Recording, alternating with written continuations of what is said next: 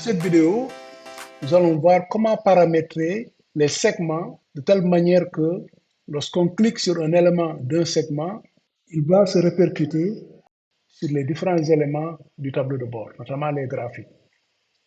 Prenons par exemple le premier segment, l'année. Si nous prenons le 2003, regardez ce qui va bouger ici. 2003, 2004, il n'y a que le chiffre d'affaires par produit qui bouge. Vous voyez? Parce que c'est là-bas qu'on avait défini le segment. Donc 2003, le chiffre d'affaires c'était 1 228 576. En 2004, c'était 2 681 040 dollars. Et quand on sélectionne les deux, on obtient le chiffre d'affaires normal qui est de 3 millions. Au niveau des classiques cars, par exemple, au niveau de 3 919 616. Mais nous voulons que lorsque nous cliquons sur cette année, ça puisse également se répercuter sur ce graphique, ce graphique, ce graphique et ce graphique. Pour cela, on sélectionne le segment et on va dans connexion de rapport. Dans connexion de rapport, quand vous cliquez, on va à un tableau dans lequel on a l'ensemble des tableaux croisés dynamiques qu'on a définis ici. Et ces tableaux croisés dynamiques, je les ai appelés TCD à chaque fois, TCD, TCD, TCD. Donc, vous avez le TCD ici du produit, TCD produit, donc c'est cette feuille. Vous avez TCD deal, c'est cette feuille. Vous avez TCD CA par mois, on est là, c'est le 5. TCD CA région qui suit. TCD CA monde qui est là. Donc, toutes les feuilles colorées en bleu ont été connectées avec l'année, avec le segment année. Maintenant, quand on met OK, regardez ce qui se passe. Si je choisis, regardez bien au niveau de l'ensemble des graphiques. Quand on clique 2003, ici, tout bouge. Je clique 2004, tout bouge. Je clique sur les deux, 2003 et 2004, tout bouge. On revient, regardez par exemple la courbe, c'est plus visible. La courbe là, c'est la courbe pour l'ensemble des ventes en 2003 et 2004. Si on clique sur 2003, en ce moment-là, on obtient cette courbe et tout change pratiquement. Si on clique sur 2004, on obtient l'évolution mensuelle des ventes en 2004.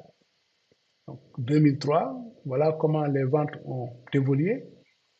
Et vous voyez, déjà, on voit ici qu'au mois de juin, c'était presque le démarrage peut-être des ventes. Au mois de juillet, ça augmente, etc. Donc, si on prend les 2 années cumulées, ici, on obtient la courbe qu'on avait au départ. C'est la même manière également pour la carte.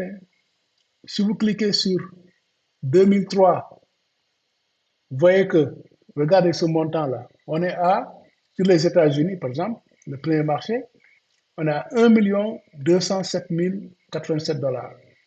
Si on clique sur 2004, ici, on est à 2 420 887 dollars. Si on clique sur les deux, États-Unis, on est à 3 627 983. Et c'est valable également pour les autres pays, que ce soit l'Espagne, la France, la Norvège, l'Australie et même le Japon. Donc, ça nous permet de suivre l'évolution des ventes dans le monde, année par année. Et quand on prend maintenant les classiques cars au niveau du produit, c'est pour l'ensemble des produits, quand on prend le classique car, voilà ce qu'on obtient. Alors, vous voyez que quand on clique sur classique car, effectivement, on a, bon, classique car ici, ça c'est le chiffre d'affaires. Alors, là aussi, il faut d'abord le connecter. Donc, on va connecter tous les segments avant de voir le comportement. Donc, on clique ici, on va dans connexion de rapport et on reprend le même exercice. Partout où j'ai mis TCD, TCD, TCD, TCD, clique sur OK. C'est réglé donc pour les produits. Et là, pour le client pays, ce sera la même chose. On met connexion de rapport. Et là, on va connecter avec les différents TCD. Ensuite, on prend l'autre segment, client région, ici. On va dans connexion de rapport et on connecte avec tous les TCD, tableau croisé dynamique, qu'on a défini et qu'on a colorié en bleu ici. Mais OK. Donc, ensuite, on fait remonter la taille du deal. Oui, c'est pourquoi on n'avait pas beaucoup d'espace. On avait dupliqué le segment produit. Donc, ici, on met connexion de rapport. Même chose.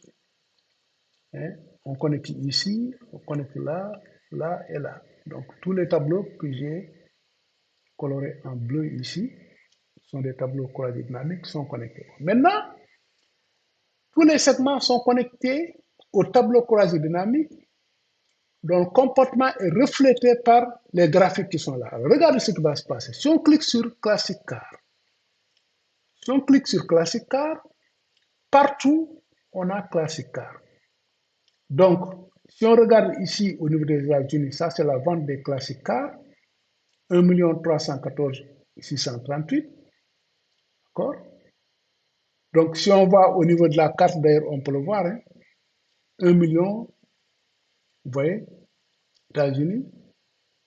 Au niveau des Classic Cars, on a 1 344 638. À chaque fois, il faut désélectionner pour nous assurer que qu'on a l'ensemble des ventes ici, 3 919.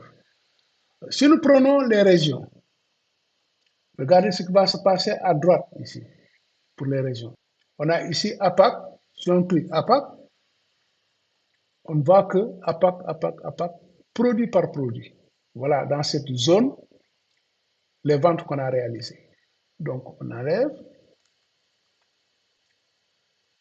Alors maintenant, si vous regardez le comportement de la carte, regardez le titre. On avait dit que si on clique sur Classic Car, on devrait avoir, comme tout a changé, on devrait avoir Classic Car ici. Or, on ne l'a pas. Donc, ça pose des problèmes. Alors, pourquoi? J'enlève le filtre et je clique. Ça, je vais reprendre. Égal. On va dans c'est un monde. On choisit ça. On fixe la valeur. On met OK. Et là, effectivement, si on clique maintenant sur les classiques cars, on voit que ça marche.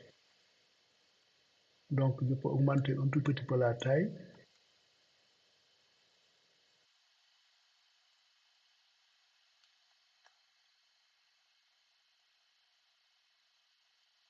Voilà. Donc, ici, si on clique sur les motocycles, chiffre d'affaires des motocycles. D'accord? C'est ce qu'on voit. Là, donc là, on est bon. OK? Si on clique sur les avions, planes, ça donne le chiffre d'affaires des avions dans le monde, ce qu'on a vendu. Les bateaux, c'est pareil. Les bus et les camions, c'est pareil. Voilà. Donc, le chef d'entreprise peut à tout moment choisir n'importe quel produit ou n'importe quel pays, et même les deux, choisir États-Unis et se dire comment se comporte la vente des classiques cars au niveau des États-Unis. Voilà. Ou bien un groupe de pays. Voilà. Parce qu'en général, la carte n'apparaît que quand on a plusieurs pays. Sinon, ça n'a pas de sens de montrer un seul pays. Donc, on peut voir les classiques cars vendus aux États-Unis. On a ici le montant en France, Espagne, etc., etc. Voilà, donc c'est ça l'intérêt de ce segment. Vous avez sous les yeux des éléments sur lesquels vous cliquez simplement. Vous cliquez simplement, on arrange là, voilà, on arrange. Vous cliquez simplement et vous avez votre tableau de bord. Maintenant, comme j'ai dit au départ, si on enlève le ruban, ça ne fait quand même plus d'espace.